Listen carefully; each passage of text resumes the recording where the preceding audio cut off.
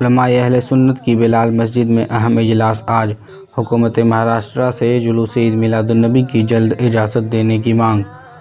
جلوس عید میلاد النبی کے تعلق سے علماء اہل سنت نے آج 14 اکتوبر کو سنی بلال مسجد چھوٹا سوناپور ممبئی میں اہم اجلاس حضرت سید معین میاں اور الحاج محمد سعید نوری کی صدارت و قیادت میں بلائی ہے۔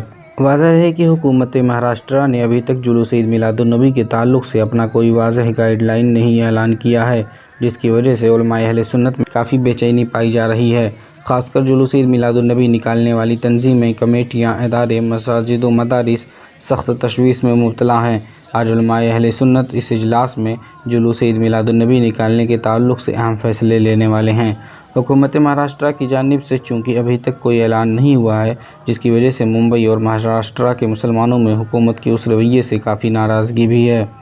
اس لیے حضرت سید معین میاں اور الحاج محمد سعید نوری کی صدارت میں آج سنی بلال مسجد میں علماء کی بیٹھک ہونے والی ہے۔ ممبئی وسما کے علماء اسلام مفتیان کرام سے صبح 11 بجے سنی بلال مسجد میں تشریف لانے کی اپیل کی گئی ہے۔